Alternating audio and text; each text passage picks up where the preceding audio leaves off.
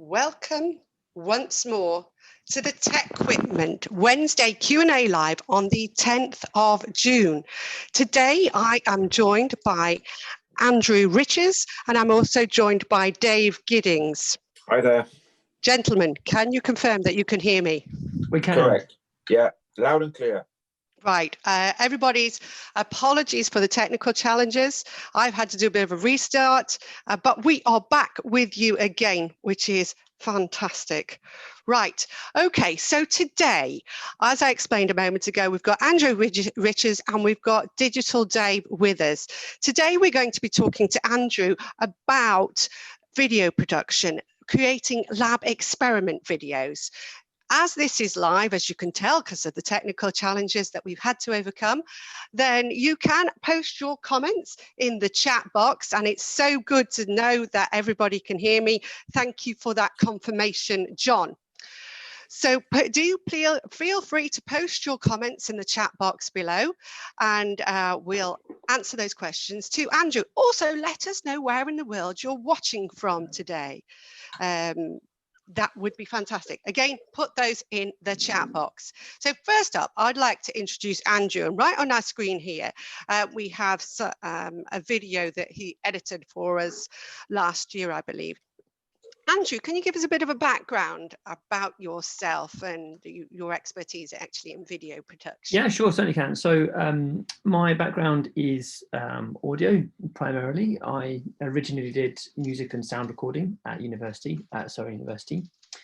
And as part of that, I did an industrial placement year, doing lots of music and sound recording all around Europe, mostly in the UK, of classical concerts through to big TV broadcasts of pop gigs and all sorts of exciting things. And since university, I've done almost exclusively moved into editing rather than actually recording. And the niche that I sort of find myself in is more spoken word and broadcasting and presentations for brands and that kind of thing. So yeah, that's where I am. That's brought me here today. Fantastic. So Andrew, really to get us starting thinking about lab experiment videos, I know we've certainly got a couple of individuals watching today who've got this challenge to create lab experiment videos.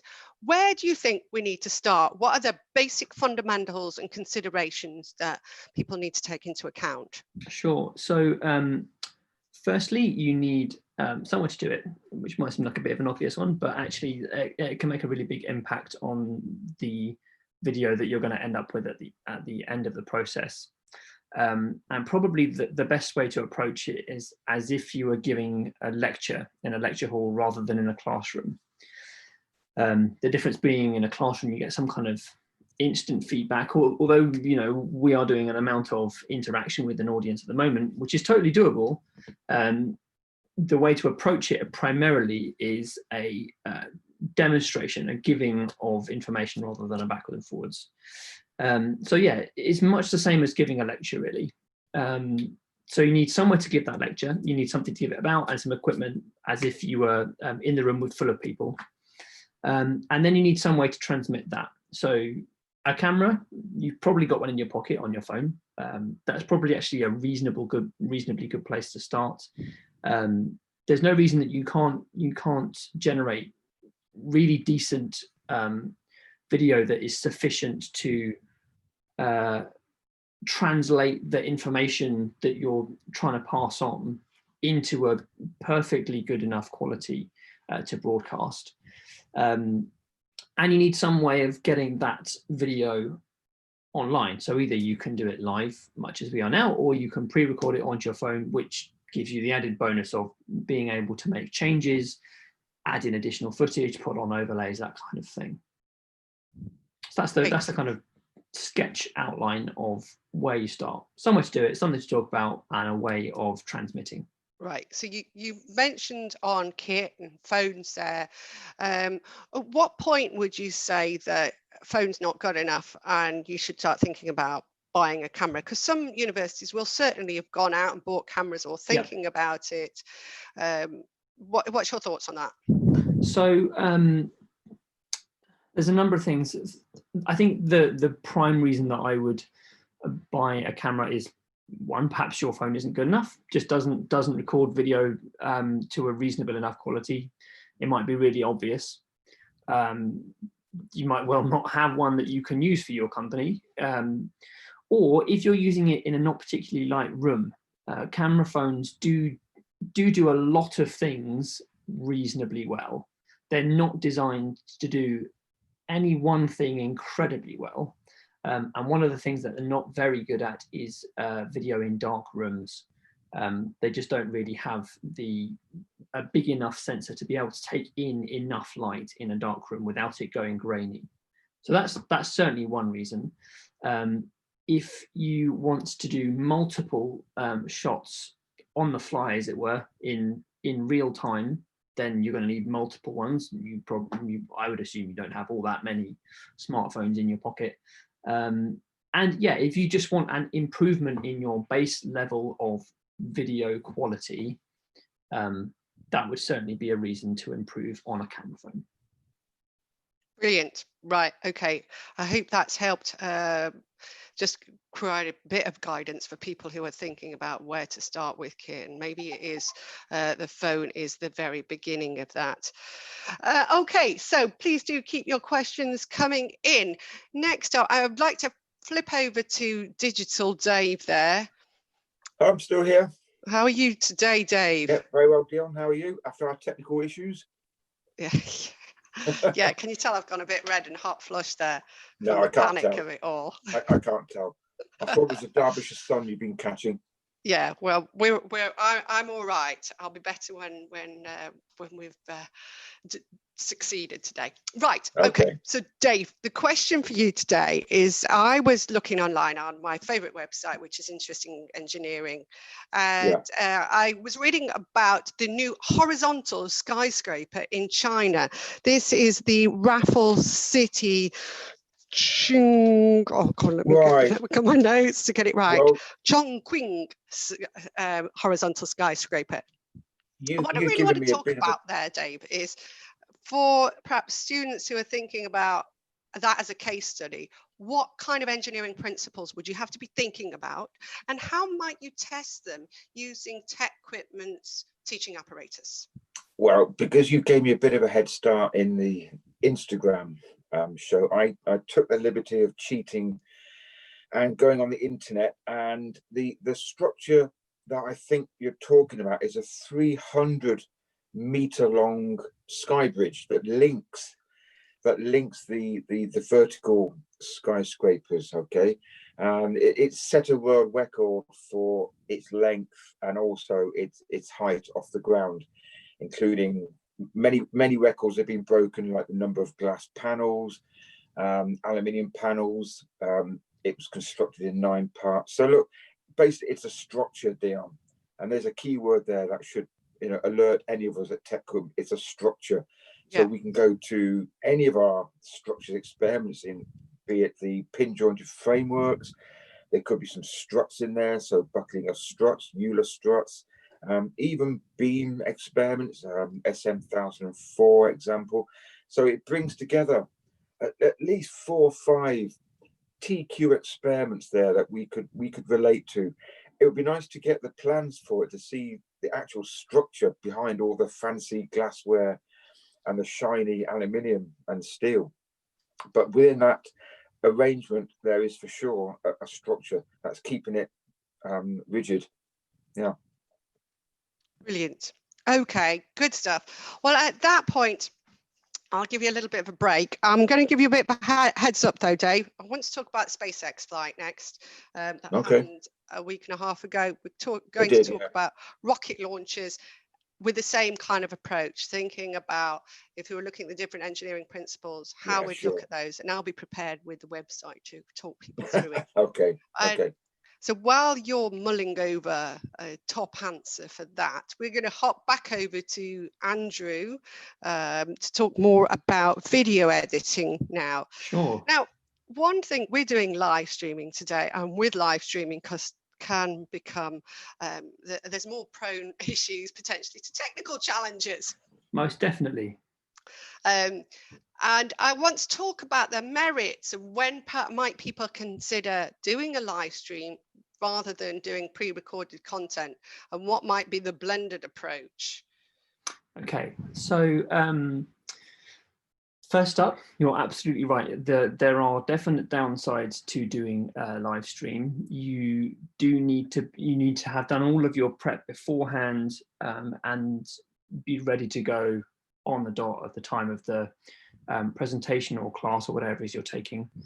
There will be issues like we've been having today that you just cannot predict, you can't do anything about, and you just have to suck it up and deal with it as it comes. But on the upside, you do have the opportunity to interact with your audience, which you just literally cannot do in anything like the same way otherwise. So a class is a perfect example of this.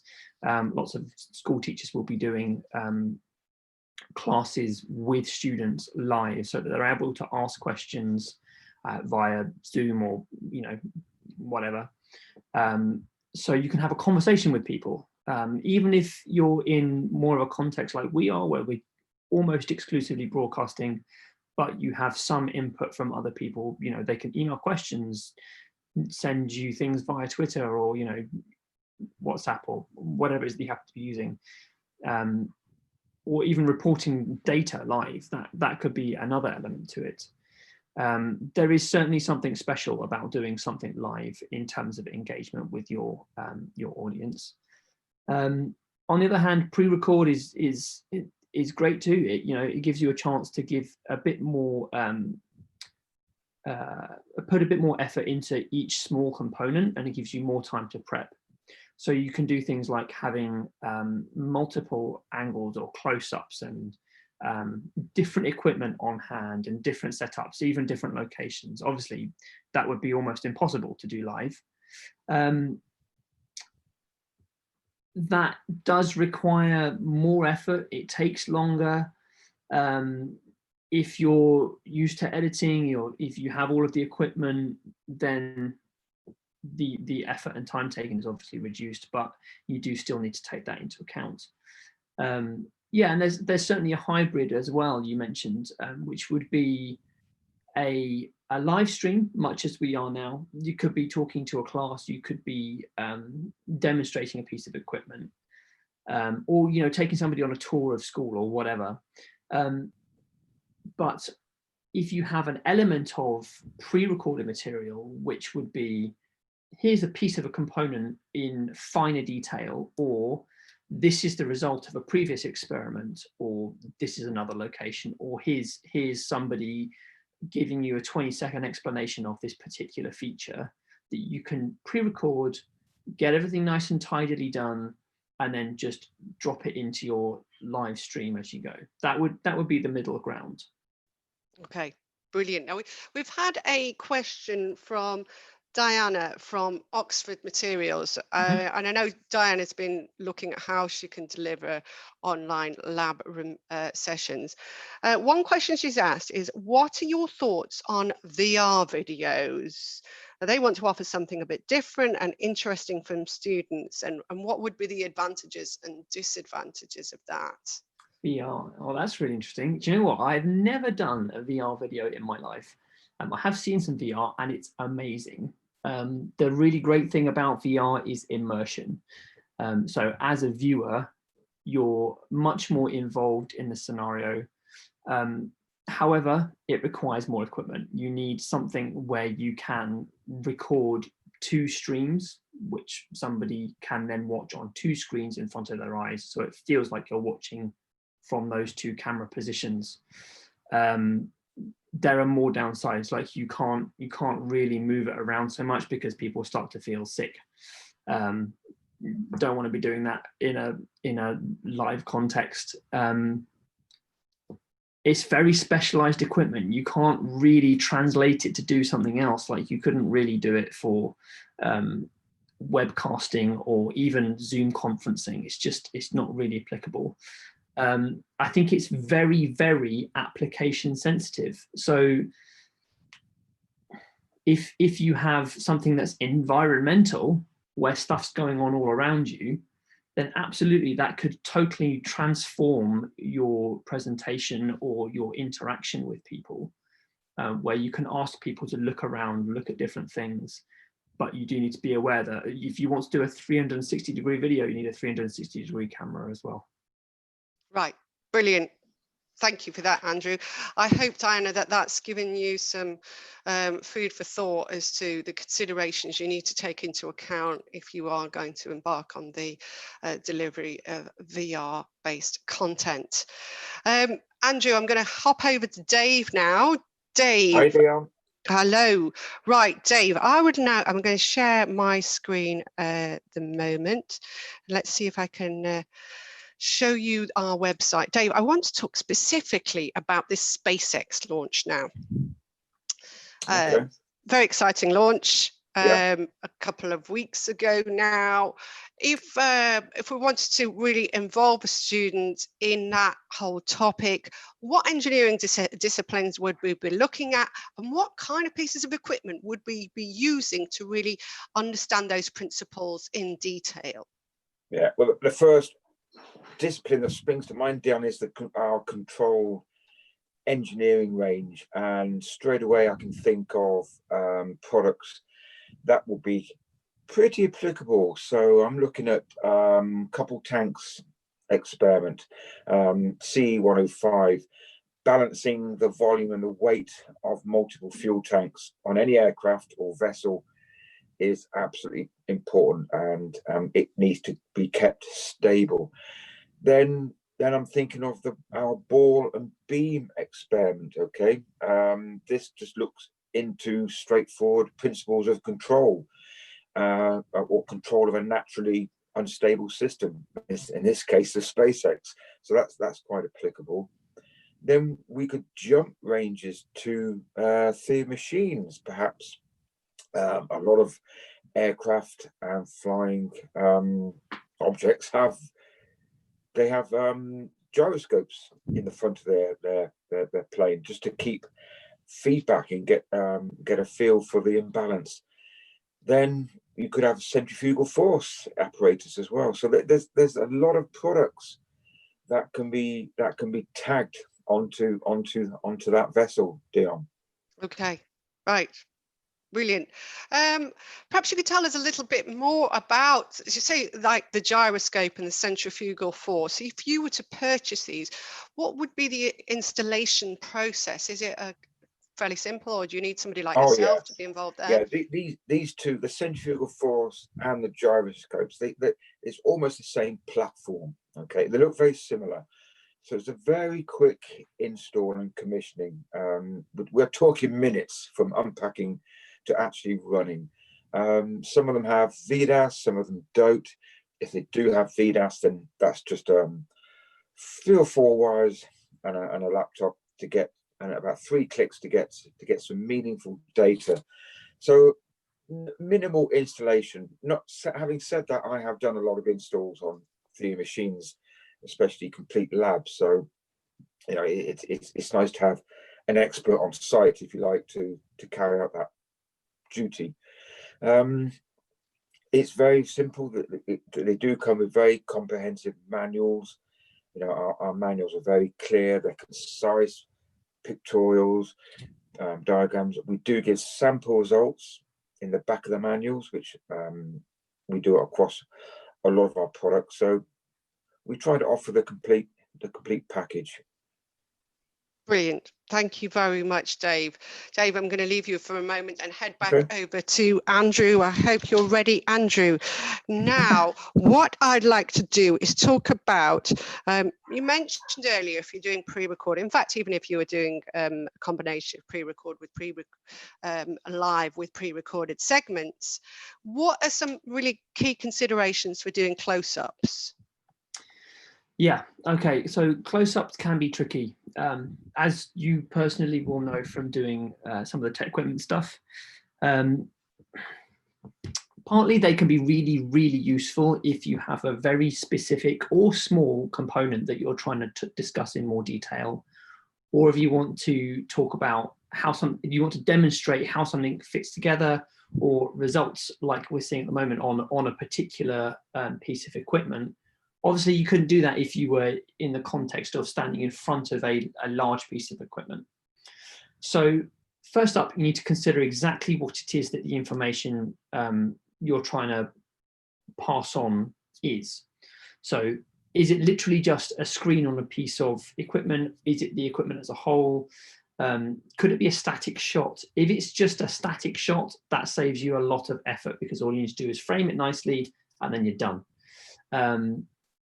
Other things that you can consider are, if you just want to introduce a bit more interest, if you want something to cover over joins between edits, if you're doing a pre-recorded thing, we do that quite a lot.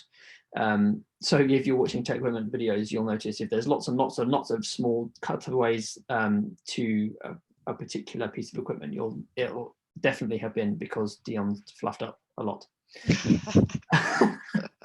Not entirely true, half true. But yeah, they can be really useful in terms of demonstrating how to plug things together. That's, again, something else that you just can't do on a big scale. So useful things for that are a tripod, some potentially close-up lighting, or a secondary camera. If you have the capacity to do multiple cameras at once, then that's great. You can cut between one and the other for a live shot. You don't have to move the camera. You can just leave it on a tripod and do your demonstration. If it's letting something run its course, or you're talking about a particular component for a small while, a static shot might not be that interesting. So handheld cameras, trying to do it with your phone is very difficult because it's very light and it's very easy to make it wobbly. If you have a heavier camera, you can pan around something or across the front of something, so you get a bit of a different kind of thing to look at. Those are just some basic outlines of things that you can be doing. Brilliant. Thank you, Andrew. I was just trying to pull up some relevant content in the background, but I think next thing is you might want to share your desktop, because I've got a question from Diana again. Diana asked the question about VR a few moments ago, but Diana now wants to talk about video editing and what you can recommend for a newbie, whether the free versus subscription versus single purchase. Where would you start, Andrew? So for me, the real problem when it comes to doing video editing is the learning curve. It is not necessarily an intuitive thing to learn, and programs that are designed to be versatile are also intrinsically complex. If you have any experience of any video editing software whatsoever, I would put an amount of effort into sticking with that. Be it as simple as Windows Movie Maker, which is free, assuming it's still available. Can't quite remember, haven't used it in a while. And you just literally want to drop clips in, butt things up together, and then chop off the beginning and end. That would be perfectly appropriate. Likewise, if you just want to deliver a lecture, there's no reason that you couldn't just do that on your phone. You can shoot the video on your phone, trim the beginning and end, and upload everything from your phone. It would never need to see a computer. If you want to do something a little bit more complex, like at the moment, we're looking at one of the equipment demonstrations that we've done with TecQuipment, where we have several different cutaways to different shots here, close-ups of doing a particular process. And you'll notice that most of these videos that we do have text overlay, so you don't necessarily have to have sound on or be able to hear to get all of the information available. If you want to do any of those things, I would probably recommend getting something a little bit more heavy duty. This program that I use for most of the work is called Final Cut Pro. It's a Mac only piece of software, which does limit its user base. If you don't have a Mac, then obviously you won't be able to use it.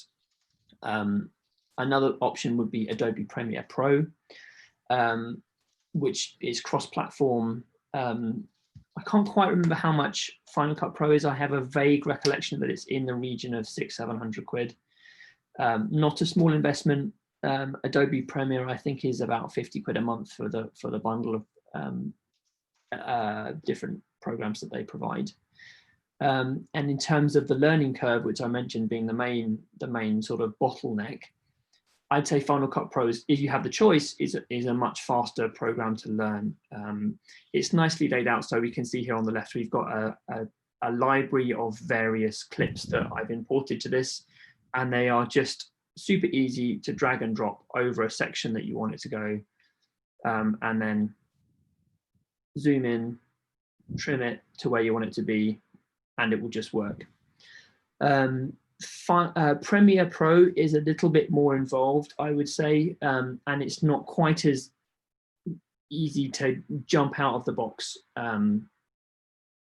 It's difficult, Andrew. I can tell you that. Yeah. From my own experience, it's really difficult to jump straight into Adobe Premiere Pro. It's a massive time sink, and just looking at what you have there on your screen, because I use Adobe Premiere Pro when I'm doing bits of editing for myself, because that just happens to be the software that we've got. Yeah. What you've got there looks so much easier to use.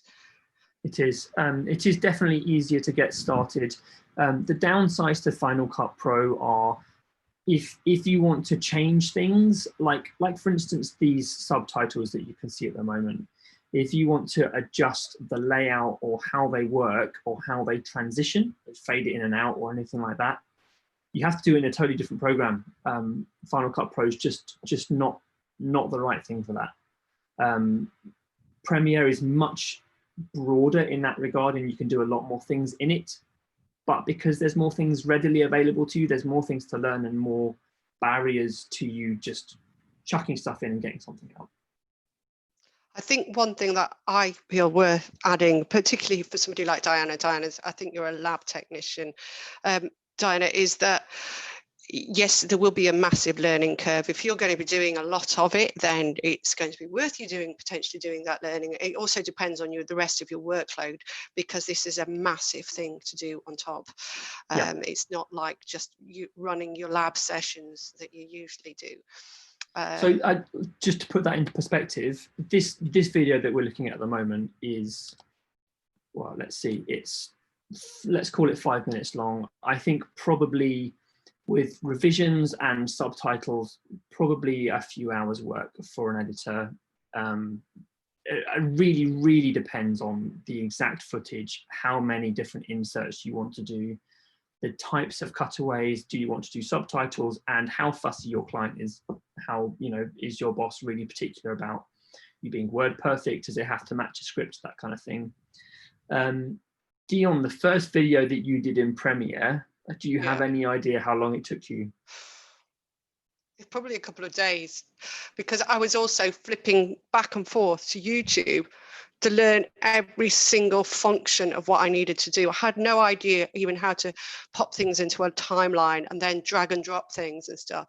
So, and then every time I needed to do a little thing like, connect the audio together, and I had to do a YouTube video, watch a YouTube, and then I'd be pausing it at the same time and trying to do it and kind of keep up track of it.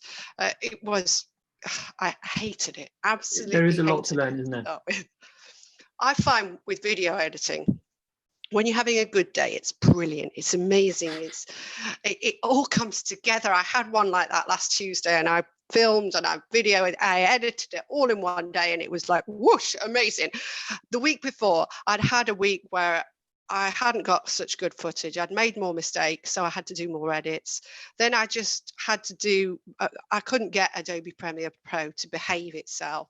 So that was another problem. And it just was a total headache. And there's been times where I've had to ring you up and go, Andrew, what can I do about this terrible sound, for example? And that's been a help having you there. But I think people like perhaps like Diana need to think carefully about maybe utilizing people like yourself, freelance video editors. You haven't got a commitment to have somebody on a retainer. You can just pay them on an hourly basis and send them a bundle of video and audio files and your script, and you can put it together. And Yeah. Andrew, you do it in like a fraction of the time compared to, I mean, I've got a lot better, to be honest, obviously, but you still do it in a fraction of the time of what I'm that's the doing thing. it. It really depends on your application. If this is a stopgap while you can't do something else, then is it really worth you spending literally days and days learning a new tool that you're not going to use again? Or is it something that actually is the forefront of something that's going to be used in the future? If so, actually maybe having so much time available to you is a really good time to put your work into learning a new process, assuming that you're going to be the person who does it in the future as well. Brilliant. Thank you, Andrew. Now, Diana's come back with a further question, and she asks if, have we got, can you find all necessary tutorials for this software available on YouTube, or would you recommend a course?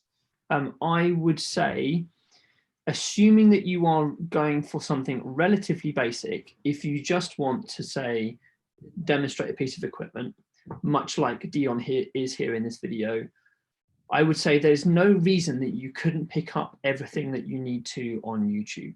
I suspect that you probably already have in your head an idea of what you want it to look like. And all you need to do then is film it. And then the difference between what you filmed and what is in your head, that's the bit that you need to spend your time on. Things like, how do I transition between two things? How do I overlay an image? Incidentally, just popped into my head, if you want to do any kind of animation, that if you want something to move around the screen that is really complex in Final Cut Pro, that would be a thing for Premiere if you're given the choice.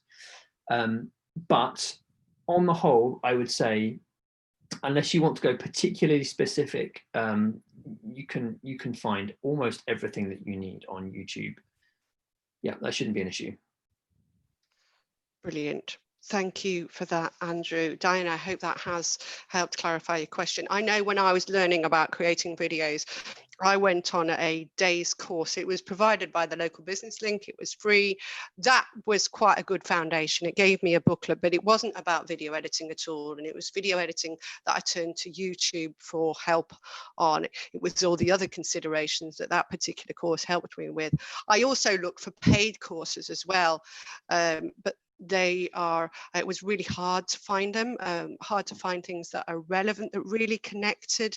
I couldn't really find it, to be honest. And then if I did find something anywhere near, it was exorbitant in price to go to London or something like that for a training session. I don't know whether it might be worth considering, Andrew, utilizing somebody like you as a consultant, as a on the hand. I don't know whether that would be a service you do or something. Yeah, absolutely. I Okay, very so happy maybe to do that. As you know, very easy to send an email or get on the phone. Absolutely happy to do that. Also, if it's something that you just can't work out how to do or literally don't have the time to, yeah, that's where you need a video editor. That's what they're for. Yeah. Brilliant. I know I've been, for example, contacted by marketing companies who do video production, and they offer packages where they'll come and do all your video production and do the whole thing for you, so you could utilize something like that. They also offer packages where you can have a retained consultancy thing. Obviously, once you're talking about a big consultancy organization, you are talking about potentially higher fees than using a freelancer, but you'll have more access to other resources. So there are some other options for you to consider there of resources to make the most of. All right, okay. Andrew, that was really, really helpful. I'm just reminding everybody who's watching live, yes, we are live. If you want to ask any of your questions like Diana has been doing today, then please put them in the chat box now. We do have Digital Dave sat in the background. Maybe he's off playing with his puppy, I don't know, but he is there to come back. I'm here. There he is, look. He is there to answer any technical questions you may be having. Right, let's think. Technical questions now. Dave, back to you. Okay. If I want to go back to the rocket now and SpaceX. where would I start? I mean, you've talked about loads of different pieces of equipment there for understanding stuff, but understanding very basic principles, starting out, where would you start in your mind? Materials. Materials. You've got to make it. You have to build it, Dion. Yeah. So you're looking at the most suitable material, and the lightest material, the strongest material. That's where I would start. That's the obvious place to start. Then you might want to look at propulsion. Well, we have two turbojet. We have a turbojet trainer and a 2-shaft gas turbine. Granted, SpaceX use a rocket engine, which we don't do, but that's an area where students possibly could get an interest in propulsion. So yeah, almost all of our ranges can be cross-referenced to a flying craft like that. Even the climate control inside the capsule, so air conditioning, refrigeration, which is what we'll be covering in a lot more detail tomorrow as well. Okay, and then solar panels on the space station. You'll see those solar panels, which we are able to look at in our solar range. So we've got the flat plate solar collector, we've got the focusing array. So a lot of relevant products, Dion. Brilliant. Well, we are going to be returning tomorrow on YouTube at the earlier time of 1 o'clock BST. We're going to be talking about environmental control and solar, looking at the different levels of teaching, looking at all the different elements from air conditioning to humidity, cooling. Yeah. Dave will be going through it all. Yeah, what are those wonderful charts we'll be looking at, Dave? Tell us more. Oh, we're going to be looking at the pressure, enthalpy, and the psychometric charts. But we're going to, because the range is smaller in the environmental control, I'm going to focus on one product in particular, and we're going to go into a little bit more technical detail that will explain the learning outcomes a lot more clearer. So we're going to be looking at one particular product, then we're going to do an overview of the remaining products in the environmental control. Then we'll talk about the solar range, and then of course we do our broad product range talk, all the other different ranges briefly. So, but tomorrow I'm setting myself up here because I'm going to go into a lot more detail on a particular product that I've not had the greatest exposure on, but I know enough to go into some detail. Brilliant. Thank you very much for that, Dave. Dave, that wraps us up for questions now for you, unless anybody comes up on the chat box and has any more questions. So you can sit back and rest for a moment. Andrew, I've got just one very last question for you now. Sure.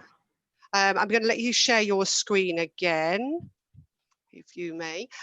The question I want to talk to you about is basic principles. We've been talking about tech, we've been talking about editing, but what are those really core principles that I need to keep in mind to start with?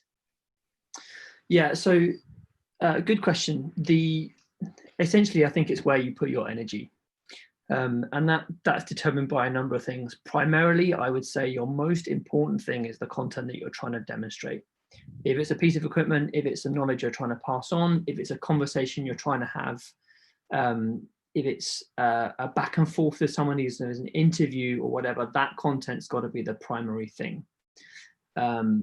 If you are doing a 2-minute video and you spend days and days editing it, that's not really value for time, is it? So you should be spending more of your effort on making sure that the content is really, really good. If that means that either you sacrifice visual quality, you have to, even if you say, you know what, we're going to pretend this is live. We're going to do a pre-record, but because of the amount of resource that we have available, I do it on my phone. Got this really great presentation about, I don't know, testing this material. It's really going to make a difference to the students who we're teaching. The presentation should be where you spend your time writing that, making sure that's really good. If the editing looks rubbish afterwards, if it's got cheesy fonts and it's all jerky and the audio doesn't quite match up, it won't matter in comparison to your content being good. On the other hand, if you have something that you want to demonstrate for your company or your brand or your university as promotional material, then that message that you're trying to give is one of quality, and then you should be putting effort into your perceived overall finish, whether that means spend some time on it, learn a new software, spend a week editing, set yourself up for doing this in the future, that's fine. Or if it literally just means, you know what, let's hire somebody to stitch this together in a couple of hours and it costs you, I don't know, what, 50 quid or something, then maybe that's the way to go instead. Instead of worrying so much about quality for the whole, I would say do the thing that you're good at. If that's presenting, that's great. If it's teaching, that's great. If it's talking to someone, get someone in and do a chat with them. That would be my number one tip for broadcasting generally, wherever it is, TV, YouTube, whatever. Content's king. Brilliant. Thank you very, very much for that, Andrew. That's been really, really helpful. That pretty much wraps us up for the Wednesday Q&A live session today on the 10th of June. Thank you very much, Andrew, for being with us. You're welcome. And thank you very much, Dave, for talking about skyscrapers and space rockets and things. Don't forget, we are back tomorrow. We're talking about environmental control and solar and practical teaching. Next week, we're back for another Q&A live session. In 2 weeks' time on the Q&A live, I welcome Ram Shankar. Ram is an engineer and entrepreneur, and he'll be talking about sustainability in the product design process and what considerations academics need to take into account in terms of delivering and building those capabilities into the students' skill set.